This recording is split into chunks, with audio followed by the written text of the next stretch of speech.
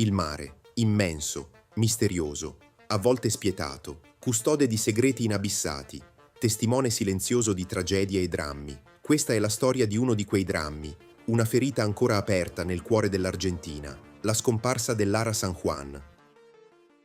La storia dei sottomarini in Argentina affonda le sue radici nei primi decenni del Novecento. L'Ara San Juan, entrato in servizio nel 1985, rappresentava un importante passo avanti nella tecnologia navale del paese. L'Ara San Juan, un sottomarino orgoglio della Marina argentina, un gioiello ingegneristico progettato per dominare le profondità, ma anche una nave, con il suo equipaggio di 44 anime, uomini e donne che avevano sogni, famiglie, vite interrotte da un silenzio assordante. Cosa è successo realmente all'Ara San Juan? Perché è scomparso senza lasciare traccia? Un guasto tecnico? Un'esplosione? O c'è qualcosa di più oscuro? Un tentativo di nascondere la verità? In questo video ci immergeremo nel mistero del San Juan, alla ricerca di risposte che forse il mare non vorrà mai restituire. L'Ara San Juan era un sottomarino diesel elettrico della classe TR 1700, costruito nei cantieri Thyssen-Nordseewerke di Emden, in Germania. Entrato in servizio nella Marina argentina nel 1985, era uno dei 3 sottomarini di questa classe ad essere stati acquisiti dal paese sudamericano, rappresentando un importante investimento nella capacità di difesa navale argentina. La classe TR 1700 era all'avanguardia per l'epoca, progettata per combinare autonomia, velocità e silenziosità, caratteristiche essenziali per le operazioni sottomarine. L'Ara San Juan, con i suoi 66 metri di lunghezza e un dislocamento di oltre 2000 tonnellate in immersione, era un'imbarcazione imponente e tecnologicamente avanzata. La Marina argentina ha una lunga e ricca storia, risalente all'indipendenza del paese. È una componente fondamentale delle forze armate argentine, responsabile della difesa delle acque territoriali,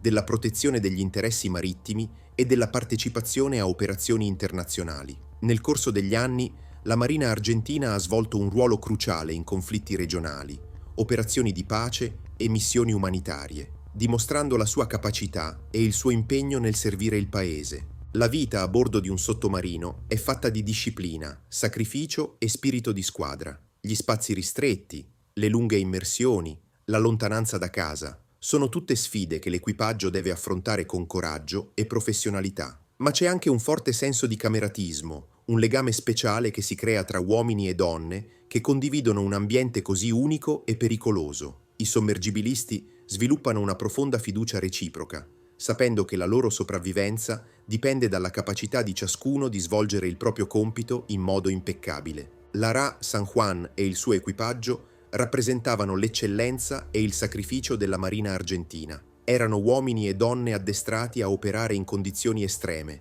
pronti a difendere il loro paese e a servire con onore. Oltre alle esercitazioni militari, l'Ara San Juan svolgeva un ruolo cruciale nel controllo della pesca illegale nelle acque argentine, proteggendo le risorse marine del paese. Il 15 novembre del 2017, alle 7:30 del mattino, qualcosa di inspiegabile accadde nelle acque del Mar Argentino. L'Ara San Juan, progettato per solcare le acque in silenzio e passare inosservato ai radar, scomparve dai radar, portando con sé 44 vite. La scomparsa dell'Ara San Juan gettò l'Argentina in un'ondata di incredulità e dolore. Come poteva un sottomarino moderno, tecnologicamente avanzato, svanire nel nulla? L'ultimo contatto radio avvenne al largo delle coste argentine, a circa 430 km dalla terraferma. Da quel momento, il silenzio. La missione dell'Ara San Juan era una pattuglia di routine. In quelle acque vaste e spesso insidiose del Sud Atlantico, il sottomarino aveva il compito di sorvegliare la zona economica esclusiva dell'Argentina,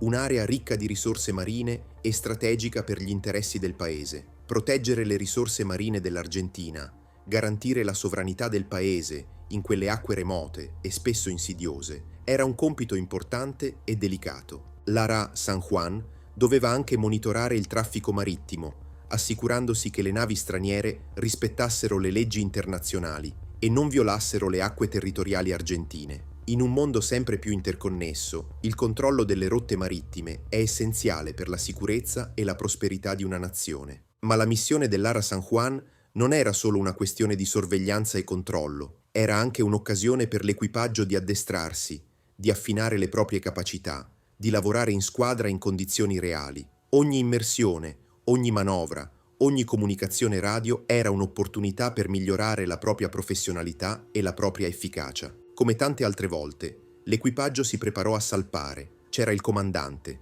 un uomo esperto e rispettato, che aveva dedicato la sua vita alla marina. C'era il giovane marinaio, pieno di entusiasmo e sogni di avventura, che vedeva nel sottomarino un'opportunità per esplorare il mondo e mettersi alla prova. C'era la donna ufficiale, determinata a farsi strada in un ambiente tradizionalmente maschile, rompendo gli stereotipi e dimostrando il suo valore. Le ultime comunicazioni dall'Ara San Juan non rivelavano particolari anomalie, rapporti di routine, aggiornamenti sulla navigazione, nessuna richiesta di soccorso. Nessuno poteva immaginare che quella sarebbe stata l'ultima volta che si sarebbero sentite le voci di quei 44 marinai. L'Argentina lanciò un'imponente operazione di ricerca e soccorso, una delle più grandi della storia navale. Navi, aerei, sottomarini provenienti da diversi paesi si unirono allo sforzo, scandagliando l'oceano palmo a palmo. Una coalizione internazionale senza precedenti, mossa dalla solidarietà e dalla speranza di riportare a casa i 44 membri dell'equipaggio. Ma il tempo passava e le speranze si affievolivano. Le famiglie dell'equipaggio vivevano in un limbo di angoscia e incertezza, aggrappandosi a ogni flebile speranza, ma temendo il peggio. Le immagini dei familiari in attesa di notizie,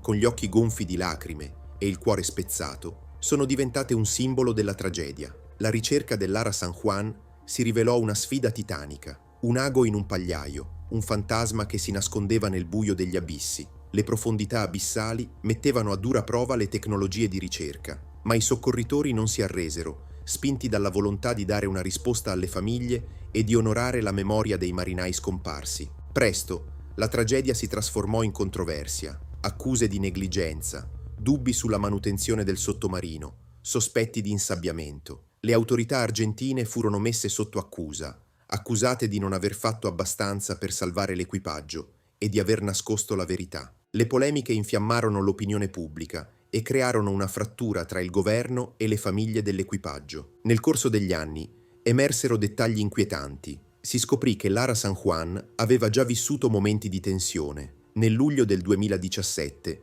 un grave blackout aveva lasciato il sottomarino in balia delle onde per diverse ore, un incidente che, per alcuni, sollevava interrogativi sullo stato di manutenzione del mezzo. L'ultima comunicazione dell'Ara San Juan con la base menzionava un ingresso d'acqua attraverso il sistema di ventilazione, un cortocircuito e un principio di incendio che aveva messo fuori uso le batterie di prua. Il sottomarino continuava la sua navigazione in immersione, inconsapevole del destino che lo attendeva. Le indagini ufficiali rivelarono che l'Ara San Juan era imploso a causa di un incendio nel settore delle batterie, innescato dall'ingresso di acqua. Un evento catastrofico che non lasciò scampo ai 44 membri dell'equipaggio. C'era chi puntava il dito contro le condizioni del sottomarino, considerato da molti obsoleto e inadeguatamente mantenuto. Chi ipotizzava un errore umano, una manovra sbagliata, una sottovalutazione del pericolo, e chi, ancora, sospettava un coinvolgimento esterno, un attacco deliberato, una cospirazione. Tra le ipotesi più discusse, quella di un incendio alle batterie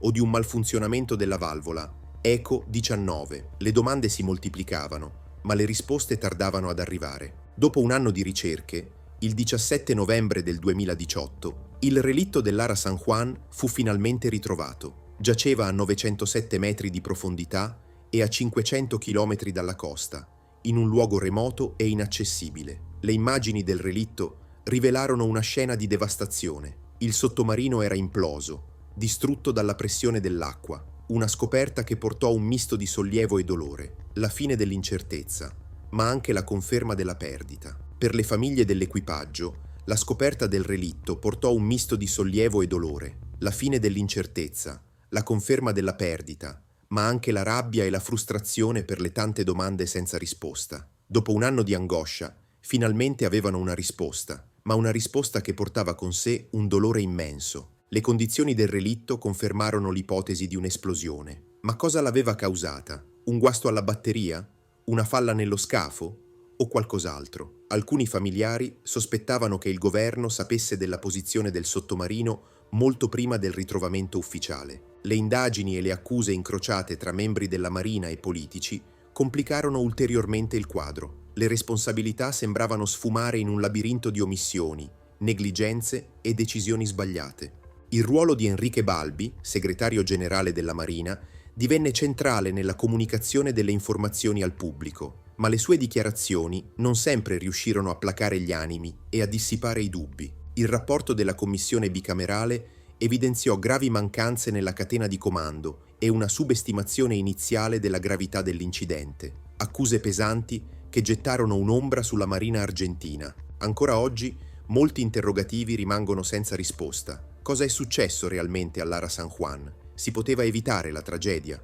C'è stato un insabbiamento? Le famiglie dell'equipaggio continuano a chiedere verità e giustizia, ma le risposte sembrano sfuggire come l'acqua tra le dita. La loro lotta per la verità è diventata un simbolo della ricerca di giustizia e memoria. Le teorie del complotto si moltiplicano, alimentate dalla mancanza di trasparenza e dalle contraddizioni nelle indagini. C'è chi parla di un attacco da parte di una potenza straniera, chi di un'esercitazione segreta andata male, chi di un tentativo di nascondere la verità sulle condizioni del sottomarino. La verità sembra essere un miraggio, sempre più lontano. La tragedia dell'Ara San Juan ha lasciato un segno indelebile nella storia dell'Argentina, un lutto nazionale, una ferita aperta nel cuore della Marina, una cicatrice che ricorda i limiti della tecnologia e la fragilità della vita umana, un monito per il futuro, per non dimenticare e per imparare dagli errori del passato. Il mare, immenso, misterioso, a volte spietato, onoriamo la memoria dei 44 membri dell'equipaggio dell'Ara San Juan e che la memoria dei 44 marinai sarà onorata per sempre. Il mare ha inghiottito il sottomarino, ma non ha potuto cancellare il ricordo di coloro che erano a bordo. La loro storia continua a vivere, nei cuori delle loro famiglie, nei ricordi dei loro amici